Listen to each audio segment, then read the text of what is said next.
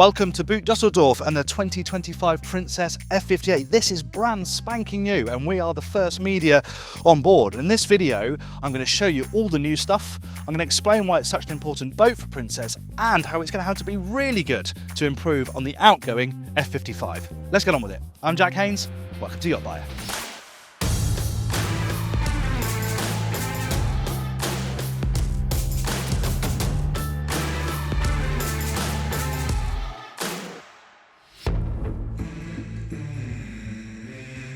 Let's start here with the transom, because this is where a lot of the fun new stuff happens on the F58. It's a hydraulic bathing platform, and this is where you'll store the tender, so it sinks down into the water to launch the tender, and you can recover it by lifting the platform up.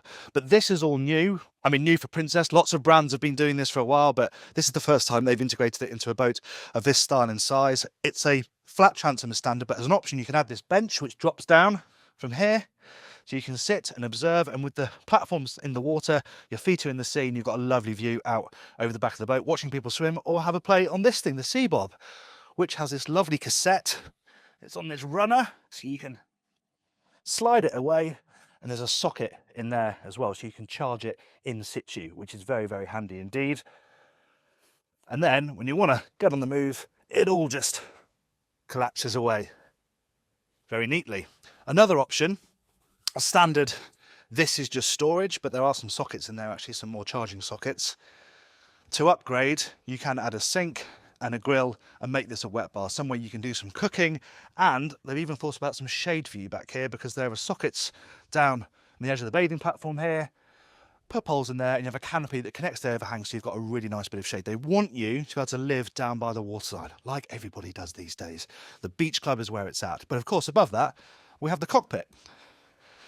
And there's symmetrical access up both sides. Those are nice wide stairways actually. And then we're into the main cockpit, which is really well protected by this overhang. And what I like is it's not just fiberglass. Overhead they've got some paneling here, some lighting. You know, it feels like you're inside the boat, which is lovely. And you can obviously fully enclose this area as well with some covers.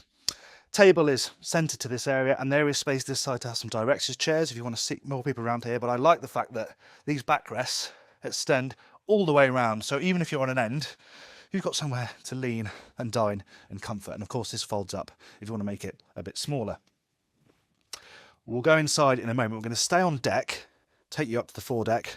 As we head forward, just point out the mooring gear, nice and chunky. You've got your winches so you can tighten your lines really easily in the Mediterranean.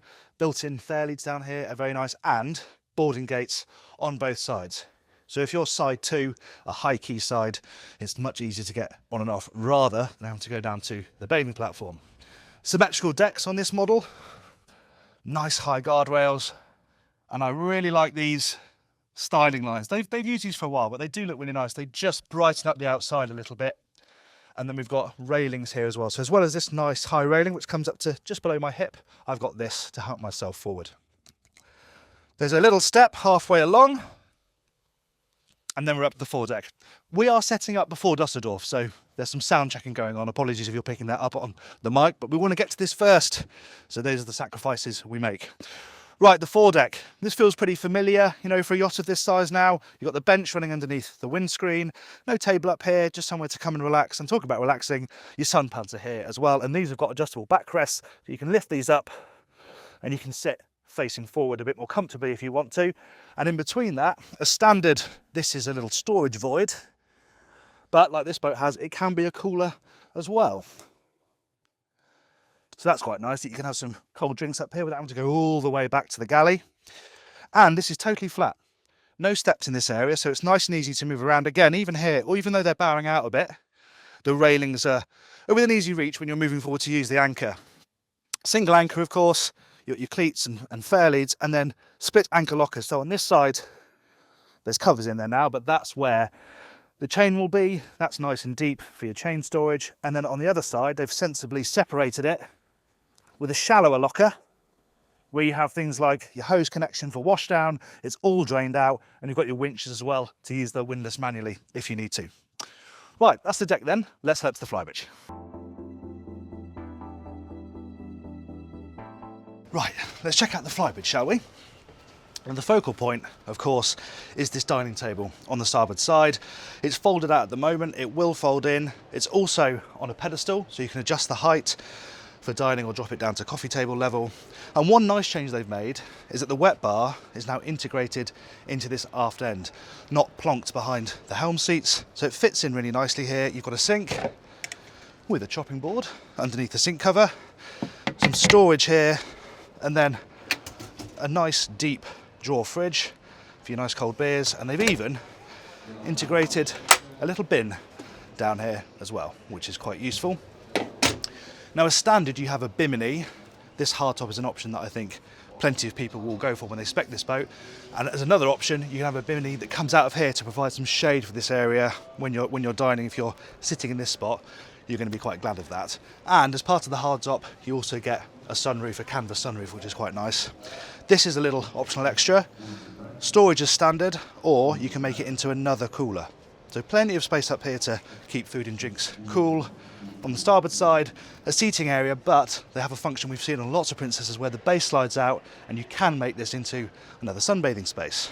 Right, the helm station. What I like about this arrangement is that as the skipper, I'm sitting centrally, so I've got a really nice all-round view, but the navigator is inside me with space to get out between the seats, so they won't disturb me when we're going along if they want to leave their seat. And what I like about the helm, everything is nice and close to me. The wheel's close, the throttles are close, the optional joystick is, as are the screens. You can see there's a few hairline scratches already on this dash material. You see there's quite a lot in these dark colours, but everything else looks really nice, clean, tidy. I like the sort of silver effect they've got on the upper dash. You've got storage on either side, but most importantly, the all-round view is really good and you feel really in touch with everything. They've kept it simple with the engine options, MAN 1200 horsepower, top speed of about 35 knots, and I imagine around 300 nautical miles at a cruising speed of 25 knots. Now, as I said, this joystick here, this is an option. You twist, if you want to twist the boat, you push and pull much like IPS, but it's using the shafts and the thrusters instead of pods. You've also got separate controls for the bow and stern thrusters, so it should be a pretty easy boat to manoeuvre at slow speeds. Right, let's head downstairs. Before we head inside, something I missed earlier, there is the option to have a third docking station down here in the cockpit. No joystick control, but you've got both throttles and bow and stern thrusters. And crucially, really, this is for if you're in the med, mooring stern too. You've got a great view down over the bathing platform, and then when it's not in use, folds away. Neat as that. Right, let's head inside. Now, the big difference between this and the F55, which this will ultimately replace, is the dinette is here. Opposite the galley. On the F55, it was up there. You had seating down here, but it just makes sense, doesn't it, to have the table opposite where the food is going to be prepared. And also, because of this window, which pops up, that's manual, just pops up on this ram, you can connect really easily to the cockpit as well, line up your drinks and your snacks and things there. But yeah, it's very easy just to serve people who are sitting over here, and obviously this opens up to double in size. It's a nice galley arrangement, drops around a little bit. This is slightly higher to give some headroom and the deck below, but you've got this nice return, so you've got some counter here, deep bins underneath this section, so you've got really good access to your bin storage. There's one underneath this as well.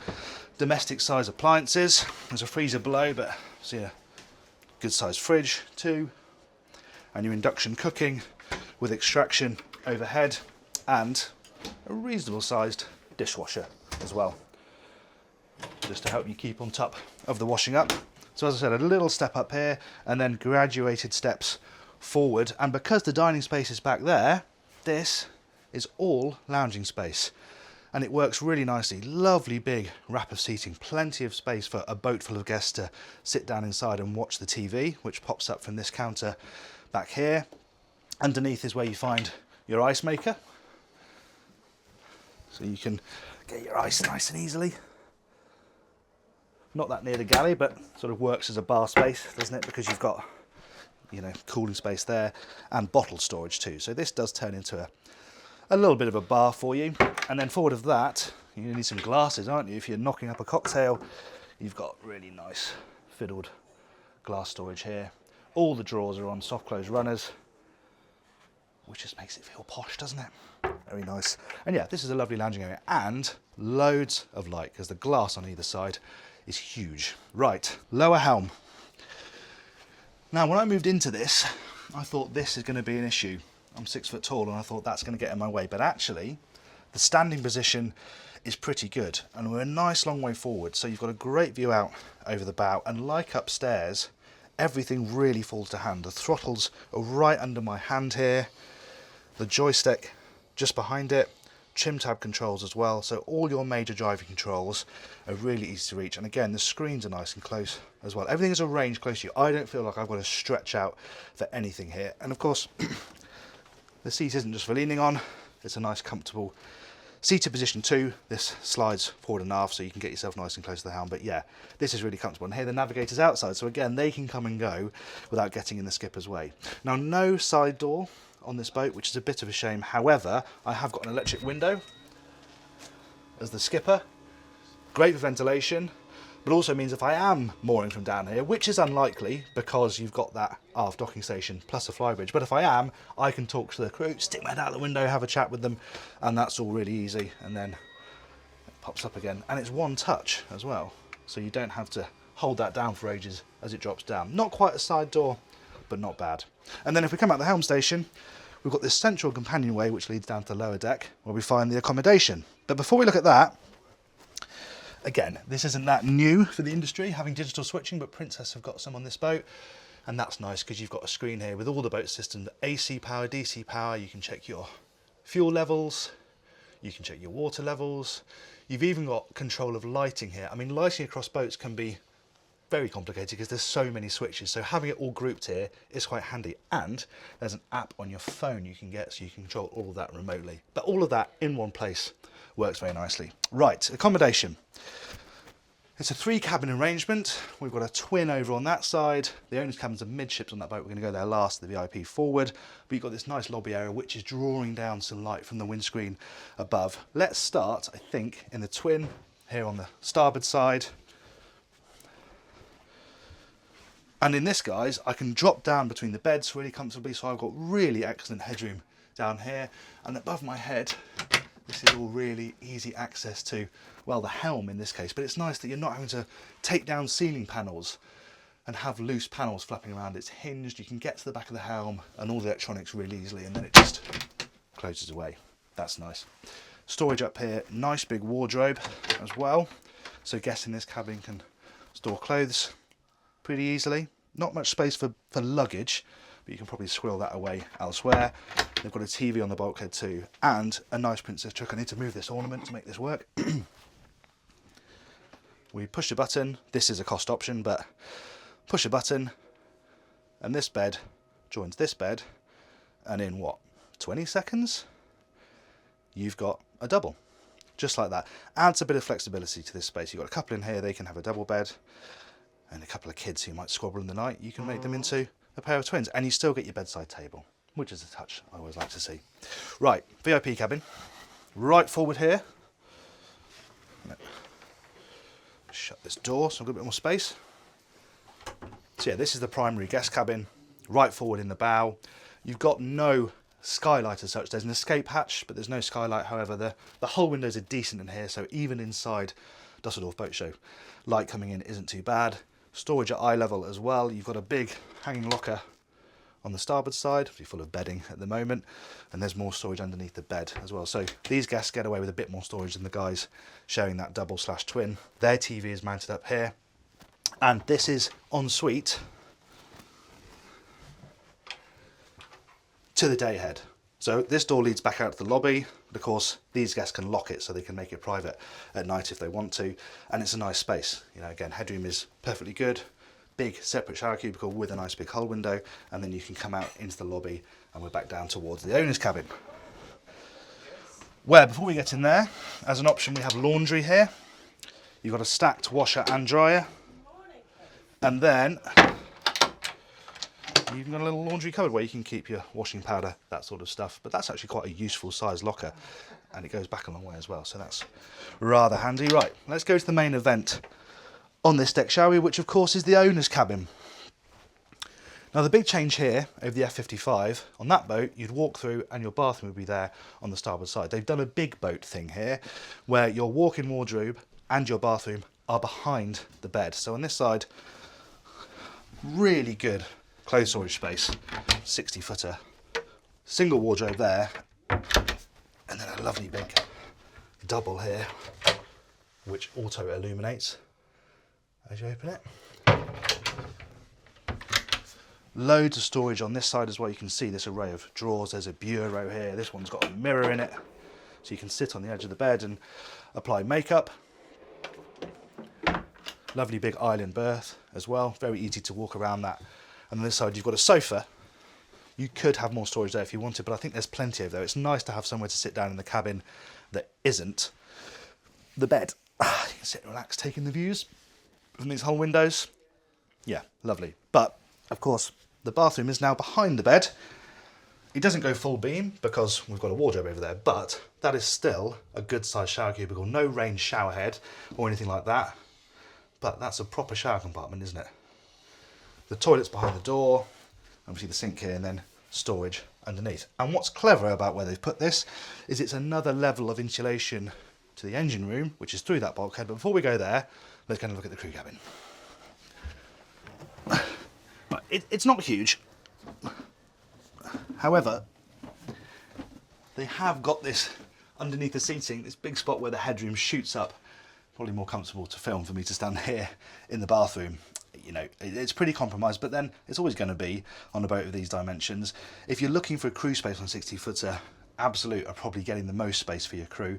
And this is an option. You don't have to have any of this. You can just have it as a big lined out storage space, or quite a good option, I think, is you can leave the bathroom. So this is storage, but you have the bathroom, so guests can use this in the day. That's especially good if they've been swimming and you don't want them to go through the boat in wet clothes. If you do have it as crew, you've got a couple of bunks, wardrobe here. Obviously, separate bathroom's not a bad size. Yeah, for this style of boat, it's not too bad at all. Okay, let's head through there and have a look at the engines. Engine room access then. Again, another really good size hatch. This time it's in the cockpit deck. And then we've got a ladder straight down into what is a rather large space. Again, I'm impressed by the headroom in here. It's not full standing, but it's not bad. And these are big motors. As I said up on the Flybridge, they've kept it simple. MAN 1000 or 1200 horsepower. I think everybody's going to go for the bigger engines. Why wouldn't you? Everyone's going to look for that on the second-hand market, I think. So yeah, MAN 1200s will give really good performance.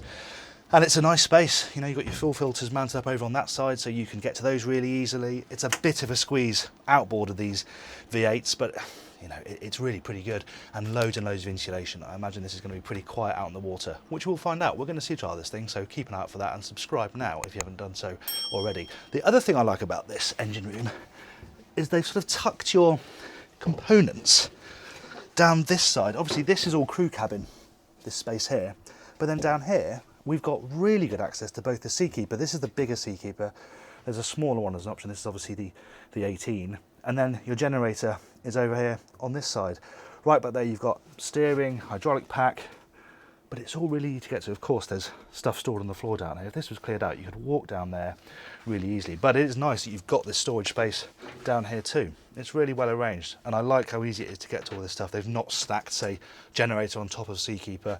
That can end in misery if you need to service one or the other. So yeah, good arrangement down here.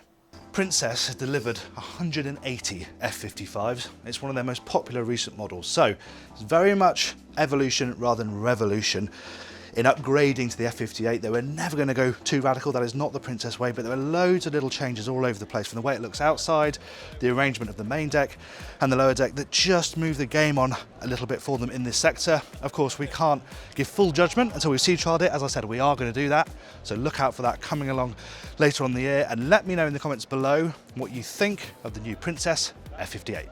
Thanks very much for watching that first look tour of the Princess F58. If you want to watch a tour of the F55, for which this boat is replacing, we've sea trialed that. I'll put that for you up here. Thanks again for watching. I'm Jack Haines. This is YachtBuyer.